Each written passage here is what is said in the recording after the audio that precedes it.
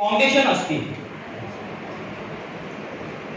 आणि ज्याला बुनियाद म्हणतात, तिथं जर काही कमतरता राहिली तर संपूर्ण इमारत त्याच्यामध्ये वीकनेस येणार म्हणजे येणार. तर हा जो पहिला घटक आहे त्याचं महत्व असं आहे की हे फाउंडेशन आहे. बाकीच्या 14 घटकांसाठी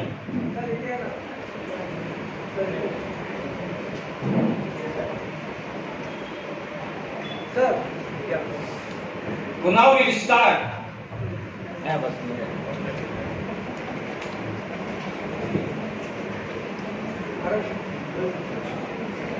सबसे पहले जो इसकी अहमियत को हमने सुना कि इस पहले घटक की पहले सत्र के अंदर जो अहमियत है उसकी फाउंडेशन और बुनियाद की अहमियत है. अगर हमने इसको पूरी तवज्जो के साथ में सुना तो उसके बाद हर घटक इसके साथ में लिंक है. बाकी के जितने भी 14 हैं तो हम सबको इसके ऊपर फोकस करना होगा, कॉन्सेंट्रेट करना पड़ेगा ताकि हम अपना बेस और फाउंडेशन पहले घटक का मजबूत करें, अच्छी तरीके से एस्टैब्लिश करें. और फोकस के लिए जो इसका अपोजिट वर्ड है वो है डिस्ट्रैक्शन. आणि अरबीमध्ये एक म्हण आहे, तबय्युनुल अशियाउ बि अज़दादिहा.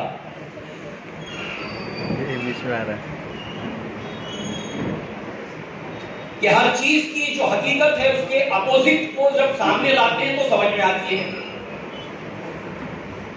उदाहरणार्थ ब्लॅक कर्टन आहे, संपूर्ण ब्लॅक, त्याच्यावरती हलकासा काळा डॉट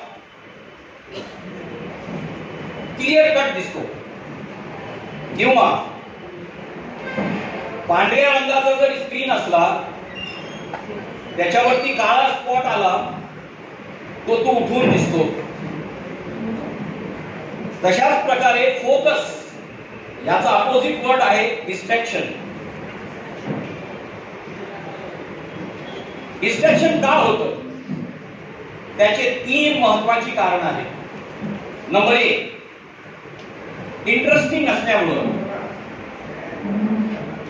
आपल्याला इंटरेस्ट नसो किंवा वो चीज मजेदार न हो,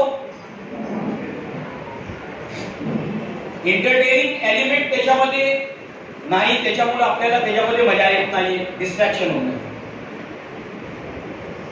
नंबर 2, जे काम कठीण असतं त्याच्यामध्ये आपल्याला इंटरेस्ट येत नाही, जे सोपं असतं त्याच्यामध्ये आपल्याला इंटरेस्ट येतो. तिसरी गोष्ट, लवकरात लवकर. आता रील्सचं चलन आहे मोबाईलवरती, कारण काय त्याचे फास्ट एंटरटेनमेंट. 10 मिनिटं, 15 मिनिटं, 20 मिनिटं, अर्धा तास, एवढा माझ्यापाशी वेळ नाही. आणि टेस्ट सुद्धा वेगवेगळे पाहिजे. दुःख पण पाहिजे, सुख पण पाहिजे, कॉमेडी पण पाहिजे. त्याच्यामुळं रील्सचं प्रचलन यंगस्टर्स मध्ये जास्त झालेलं आहे. त्याचं कारणच आहे लवकरात लवकर पाहिजे, फास्ट पाहिजे. त्याच्यामुळे फोकस होत नाही. इंटरेस्टिंग नसल्यामुळं, सोपं नसल्यामुळं, लेंथी असल्यामुळं. आणि आपलं प्रशिक्षण 5 दिवसाचं आहे. 5 दिन का ये ट्रेनिंग है और आज तो पहला ही दिन है, आज तो शुरुआत है. सितारों से आगे जहां और भी हैं, आज तो पहला ही दिन है. तो लंबा अरसा है, 5 दिन हमको निकालने हैं. तो तो इसलिए हो सकता है कि हमें इसमें दिलचस्पी पैदा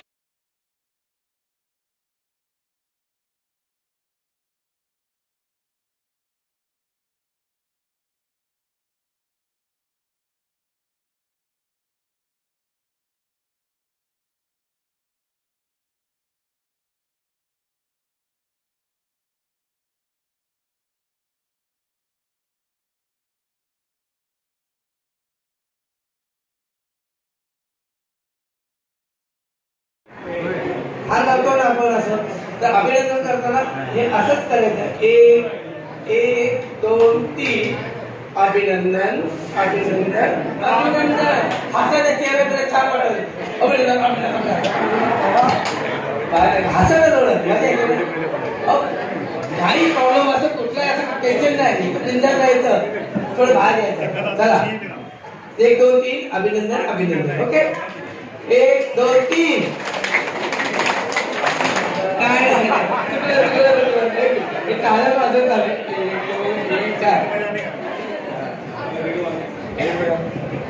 ओके 1 2 3 अभिनंदन अभिनंदन पुन्हा म्हणतो 1 2 3 अभिनंदन अभिनंदन अभिनंदन अभिनंदन तो पुढचा विद्यार्थी घाबरेल तर मला धमकी देतं का नको मी तुम्हाला खूप घाबरतो सगळ्यांनी पण कसं म्हणत चला 1 2 3 अभिनंदन अभिनंदन अभिनंदन असं म्हणत अभिनंदन अभिनंदन अभिनंदन बस आहे असं थँक्यू खूप सुंदर काम केलं आनंद वाटला असं हर्ष उल्हास आनंदात वातावरण पूर्ण करूया प्रशिक्षण धन्यवाद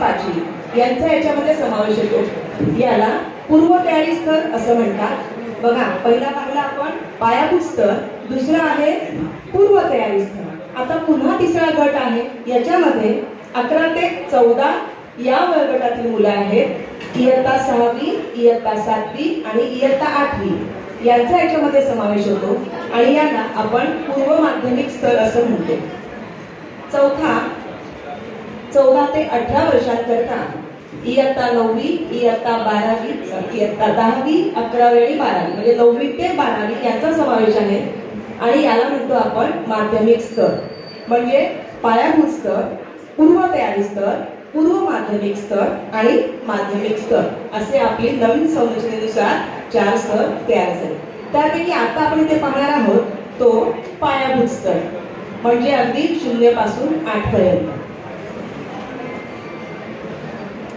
आता बघा या स्लाइड मध्ये आपल्याला जे चित्र दिसतंय याबद्दल कोणी काही सांगितलं का चित्र पाहून अगदी छान आणि साधं चित्र आहे सुंदर आहे पहिल्या स्लाइड मध्ये गुरुजी शिकवत आहेत पहा आणि मुलं पण अगदी आनंदाने त्याच्यामध्ये समाविष्ट आहेत लहान लहान मुलं आहेत 3 ते 8 वयोगटाचा आता आपण इथे विचार करत आहोत तर आपल्याला असं आनंददायी शिक्षण इथे अपेक्षित आहे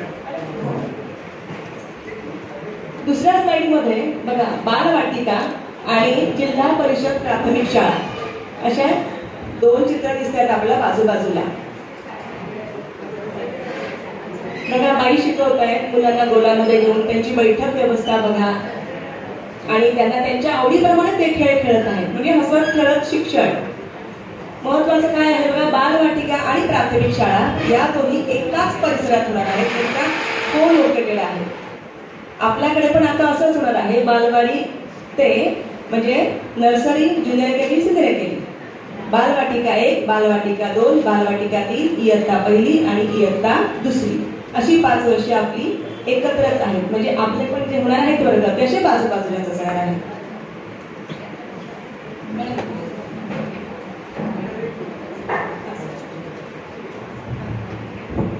सॉरी हे अटेंडन्स सीट आलेले आहे गट क्रमांक 1 इयत्ता 5वी 5वीला अध्यापन करणाऱ्या शिक्षकाची स्वाक्षरी पाहिजे आणि घटक क्रमांक 2 इयत्ता 6वी ते 10वी 12वीचे शिक्षक असतील शिकवणार. कृपया आपल्या कोणत्या गटाचा स्वाक्षरी करा. काढाघोळ करू नका. व्यवस्थित वाचा, लिहा आणि पुढे द्या. त्याच्यानंतर अनुक्रमांक नको. आपला वॉर्ड येलच आहे, त्यामुळं येल वॉर्ड येईल आणि खाली रकाना बनायचं सांगा. त्याच्यानंतर अध्यापन चालू असताना कृपया अध्यापक प्रशिक्षणार्थ्यांनी आपले मोबाईल सायलेंटवर ठेवा.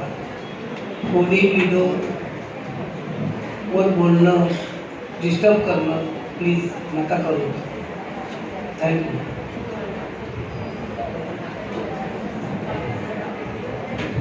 राज्य अभ्यासक्रम आराखडा पायाभूत स्तर. बालकाच्या आयुष्यातील पहिली 8 वर्ष अत्यंत महत्त्वपूर्ण असतात. याच्यामध्ये त्यांच्या बुद्धीचा विकासही फार जलद होत असतो. या काळात त्याच्या भावी जीवनाची पायाभरणी होत असते. बौद्धिक विकासाच्या दृष्टीने हा काळ अत्यंत महत्त्वाचा असतो. व्यक्तीच्या जीवनातील कोणत्याही टप्प्यापेक्षा या टप्प्यावरील विकासाची गती ही अधिक वेगवान असते. मेंदूशास्त्र विषयक संशोधनानुसार व्यक्तीच्या मेंदूचा 85 पेक्षा अधिक विकास हा या वयोगटात होत असतो. 3 ते 8 वयोगटातील मुलांसाठी लवचिक खेळ आणि कृती आधारित 5 वर्षांचा समावेश. 2 जागतिक स्तरावरील संशोधनावर आधारित तत्वांचा वापर. 3 मूळ भारतीय ज्ञान आणि परंपरांचा समावेश. 4 शिक्षक आणि इतर संबंधितांसाठी मार्गदर्शक. 5 शाळा, अंगणवाडी, बालवाडी मधील बालकांच्या सर्वंकष विकासास सक्षम.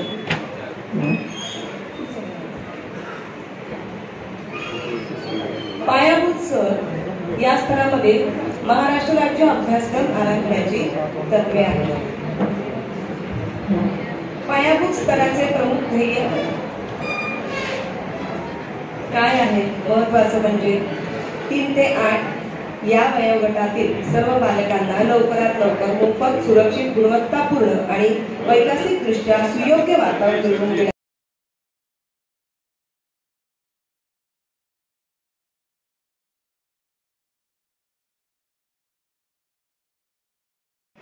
म्हणजे त्याला पुढच्या वर्गात जाता येतं असा या ठिकाणी मुद्दे दिलेला आहे.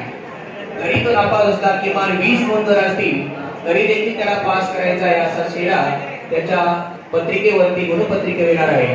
पुढील शिक्षणासाठी गणित व विज्ञान आधारित विषय त्याला मात्र घेता येणार नाही. म्हणजे त्याला या ठिकाणी शास्त्र शाखेमध्ये शास्त्र शाखा घेता येणार नाही. म्हणजे विज्ञान आणि गणित विषय त्याला ड्रॉप करावे लागतील, काढून टाकावे लागतील. शास्त्र हा घटक जो आहे त्याला काढून टाकावा लागेल. गणित आणि विज्ञान हा विषय घेता येणार नाही. म्हणजे तो विद्यार्थी डॉक्टर आणि मेडिकल किंवा इंजिनिअरिंग साठी अपेक्षित नाही असा उद्देश या ठिकाणी दिलेला आहे. ठीक आहे. गणित आणि विज्ञानाविषयी उत्तीर्णतेबाबत ही संकल्पना सर्वांनी समजून घेतलेली आहे.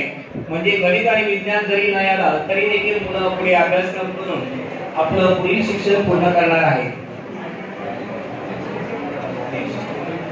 समाजशास्त्राविषयी शिस्तबद्ध पद्धतीने आंतरविद्या शाखीय दृष्टिकोन विकसित करणे हे जे विद्यार्थ्यांच्या सामाजिक प्रक्रिया समग्र पद्धतीने समजून घेण्याची क्षमता वाढवते. पूर्व तयारीच्या स्तरामध्ये विद्यार्थी आपल्या सभोवतालचे जग, आंतरविद्या शाखीय विषय, पूर्व माध्यमिक स्तरामध्ये सामाजिक शास्त्र हा स्वतंत्र शालेय विषय निर्माण केला आहे. माध्यमिक स्तरावर इयत्ता 9वी आणि 10वी मध्ये विद्यार्थी इतिहास, भूगोल, राज्यशास्त्र आणि अर्थशास्त्र हे स्वतंत्र विषय घेऊ शकतात. इयत्ता 11वी आणि 12वी मध्ये सामाजिक शास्त्र विद्यार्थ्यांसाठी एक निवड आधारित पर्याय आहे, जिथे इतिहास, भूगोल, राज्यशास्त्र, तत्वज्ञान, अर्थशास्त्र, मानसशास्त्र, समाजशास्त्र आणि मानववंशशास्त्र यासारख्या सामाजिक शास्त्रांची रचना करणाऱ्या विविध शाखांमधून सखोल अभ्यास करणे निवडू शकतात. म्हणजे कोणताही विषय या ठिकाणी त्यांना निवडणं अपेक्षित आहे. म्हणजे विद्यार्थ्यांमध्ये निवड शास्त्र हा दिलेला आहे.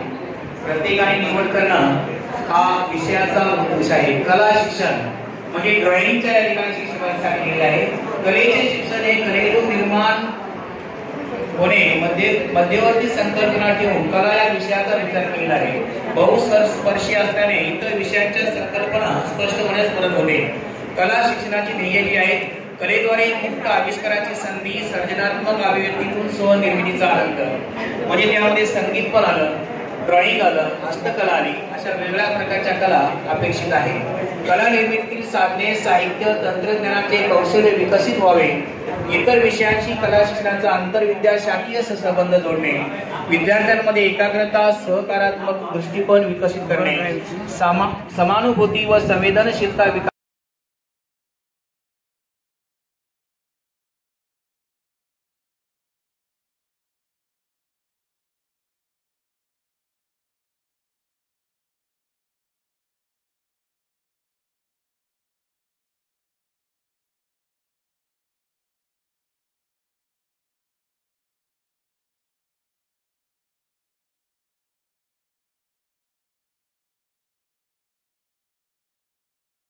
होंगे. अध्ययन अध्यापन प्रक्रिया यशस्वी होण्याचे महत्त्वपूर्ण घटक स्पष्ट करतात. शिक्षणाचे लक्ष्य, अभ्यासक्रमाचे ध्येय, क्षमता व अध्ययन निष्पत्ती यांचा परस्पर संबंध स्पष्ट करतो. याच्या आधी मॅडमने जे घेतले आणि सरांनी पण सांगितले, लक्ष्य, अभ्यासक्रमाचे ध्येय, क्षमता आणि अध्ययन निष्पत्ती ह्याचा काय परस्पर संबंध आहे हे आपण बघणार आहोत.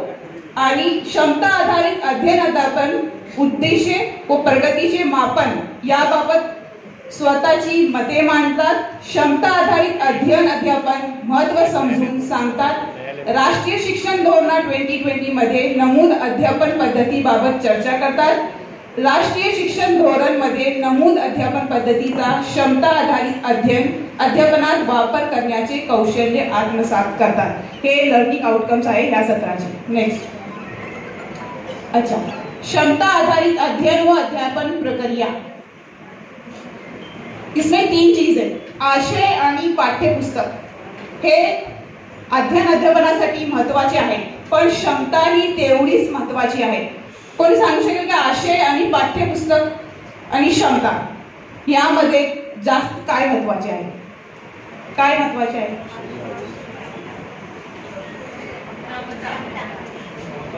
तिन्ही महत्त्वाचे आहेत. तिन्ही महत्त्वाचे आहेत, आशय, पाठ्यपुस्तक आणि क्षमता. म्हणून राष्ट्रीय शिक्षण धोरणामध्ये हे गाईडलाईन दिलेले आहे की वर्गातील संपूर्ण आंतरक्रिया ही क्षमता आधारित असावी, कॉम्पिटेंसी बेस्ड होनी चाहिए. ठीक है. नेक्स्ट. फिर वो ये तीनों में चारों में परस्पर संबंध दिखाया गया कि लक्ष्य, शिक्षणाचे लक्ष्य काय आहे. शिक्षण का जो लक्ष्य एम दिया गया है एजुकेशन का, वो है कि हम ऐसे स्टूडेंट्स को तैयार करें जो 21st सेंचुरी के तमाम उसके अंदर महारतें यानी तमाम स्किल्स उसके अंदर आ जानी चाहिए. कौन कौन सी स्किल्स? जैसे creativity, critical thinking, adaptability end problem solving. यानी हम इसको कहते हैं होलिस्टिक प्रोग्रेस. एक स्टूडेंट का होलिस्टिक प्रोग्रेस होना चाहिए, ये हमारा शिक्षण का लक्ष्य है. ठीक है. उसके बाद है ध्येय. अभ्यासक्रमाचे ध्येय विषयास अनुरूप निश्चित केले जातात.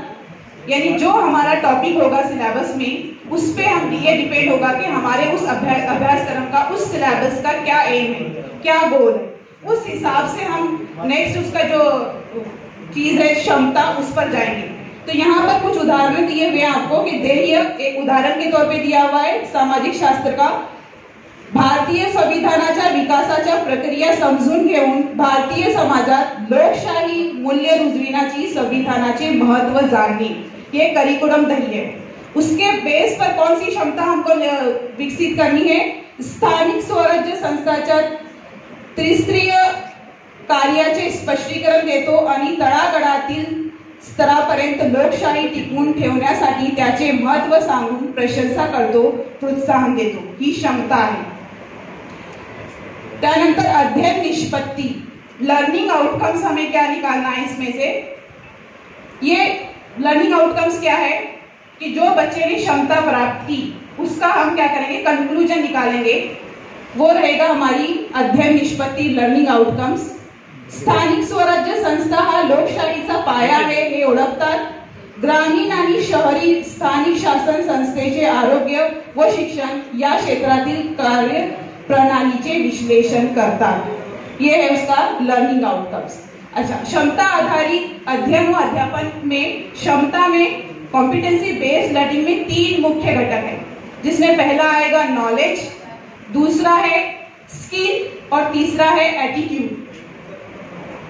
जो भी हम बच्चों को नॉलेज देंगे उस पर डिपेंड करेगी स्किल, कौन सी हमें उसमें स्किल या क्षमता उसमें विकसित करनी है, और उसके बाद आएगा एटीट्यूड। फॉर एग्जाम्पल, अगर हमें ड्राइविंग सीखनी है तो हम क्या करते हैं, पहले डायरेक्ट ड्राइविंग सीखते, ड्राइविंग सीट पे बैठ जाते हैं?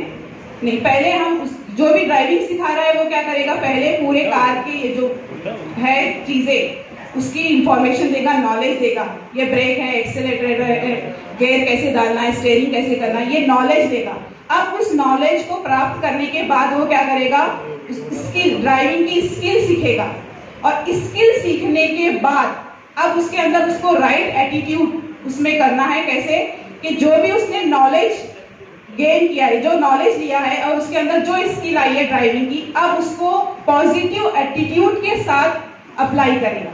डे टू डे लाइफ में जो वो अप्लाई करेगा वो पॉजिटिव एटीट्यूड होना चाहिए। कैसे कि रैश ड्राइविंग नहीं करेगा, सेफ्टी रूल फॉलो करेगा, ट्रैफिक रूल फॉलो करेगा, यानी उसके अंदर पॉजिटिविटी, प्रोडक्टिविटी आनी चाहिए। वो है, ये संकल्पना है क्षमता की, क्षमता आधारित अध्ययन।